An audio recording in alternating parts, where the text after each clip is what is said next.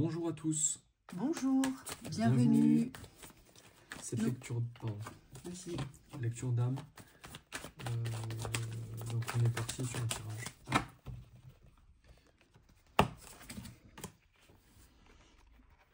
La victoire.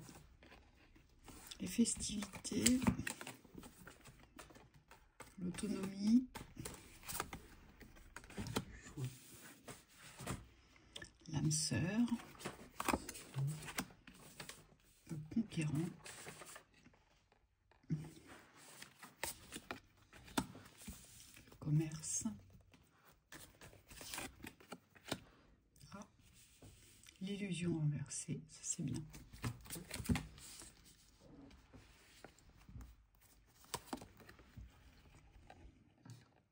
Patriarche.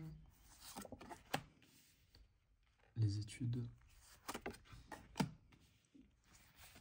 Le choix. Et le deck, La connaissance de soi. l'indécision.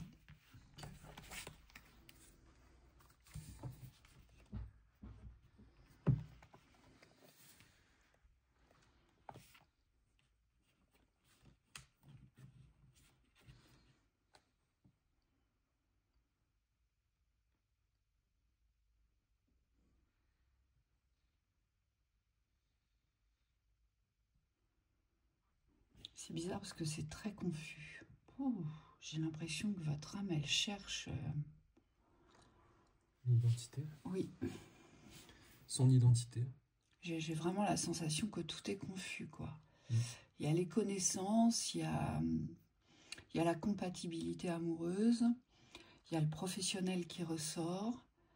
On a l'impression que vous êtes un peu sur tous les fronts. Ici, on a l'impression que votre âme, elle essaie d'être sur tous les fronts, et c'est très certainement pour ça qu'on a la carte de choix-décision ici. C'est parce que vous êtes fort, fort dans l'indécision. Votre âme, elle n'arrive pas à se positionner. Ce qui va être de caractère d'importance ici, ce qu'elle doit ancrer d'important sur ce chemin d'incarnation ici.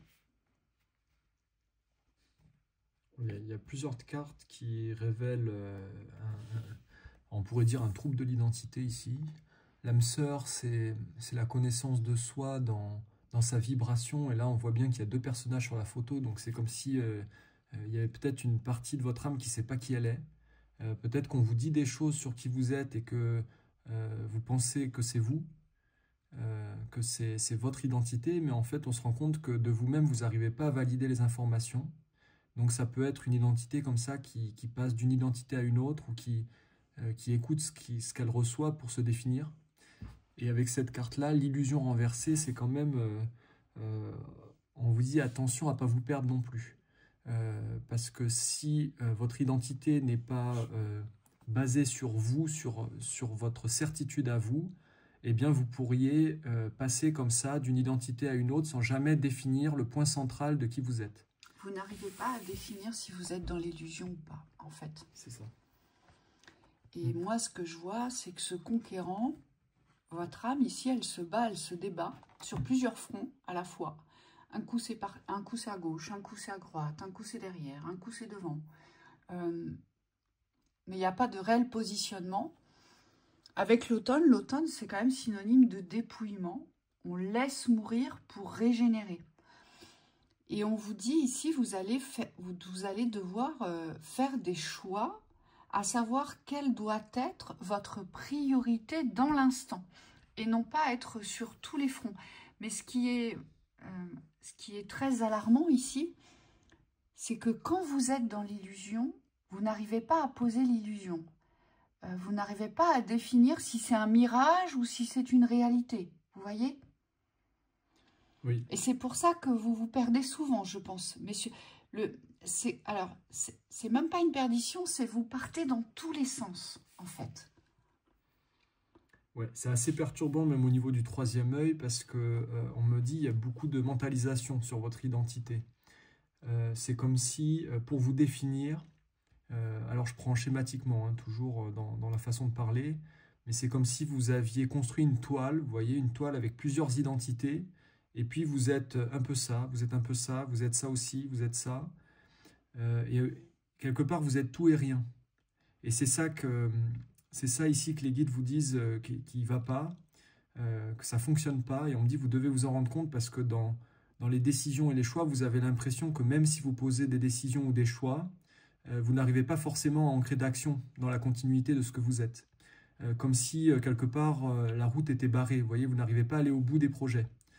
Et on me dit c'est normal parce que la base du projet ici, c'est l'identité. Donc il est important ici de revenir dans le centre identitaire pour pouvoir ensuite enclencher des actions.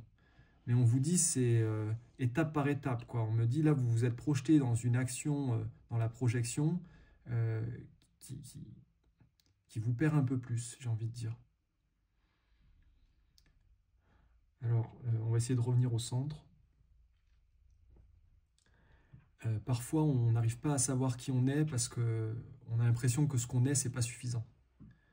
Donc, on va chercher des identités à l'extérieur, puisque soi-même, dans ce qu'on pense être, dans ce qu'on voit de soi, dans ce qu'on observe, on a l'impression que ça n'a pas de valeur ici.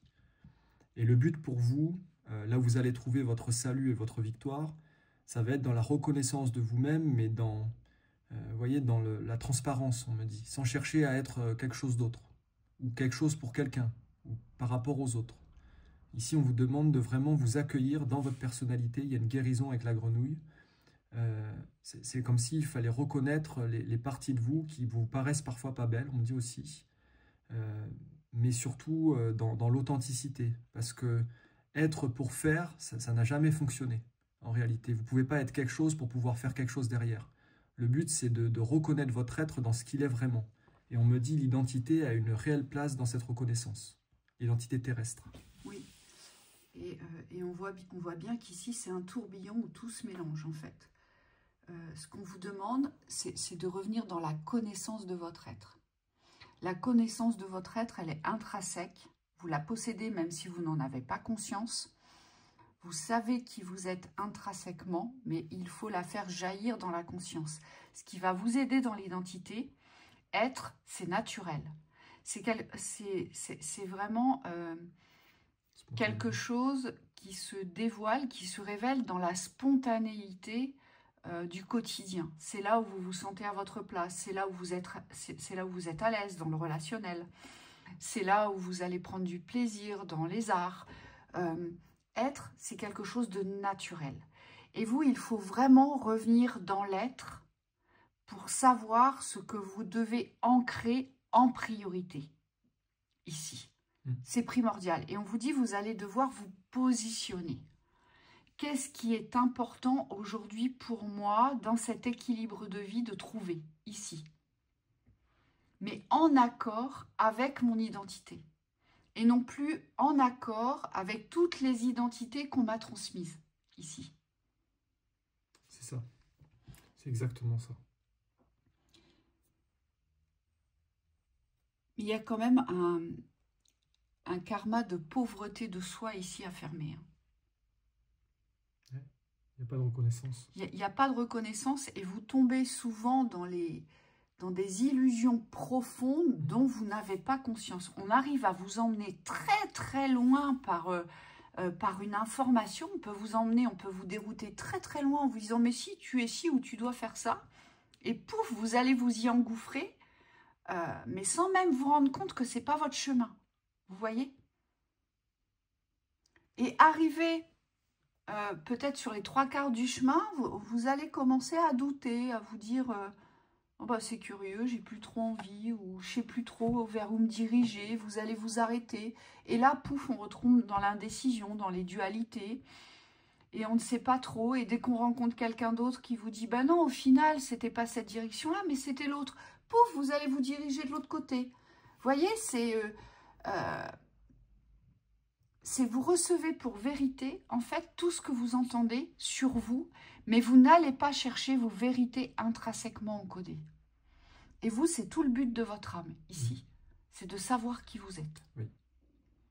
Et en ce sens, on me dit, il faut vous relier vraiment à votre identité terrestre. Parce que ce que je vois, ce que les guides me montrent, c'est que en voulant trouver votre identité céleste, c'est-à-dire en voulant vous référer à ce que vous pourriez être dans l'âme, eh bien vous oubliez qui vous êtes dans le terrestre.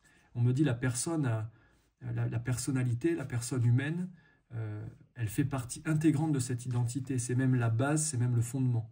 Et on vous dit, vous, d'autant plus qu'il n'y a pas de reconnaissance sur votre valeur, on me dit c'est là qu'il faut aller. Parce que tout ce que vous allez construire, même si c'est dans un domaine spirituel ou élevé dans la vibration, on vous dit ça part de l'identité terrestre.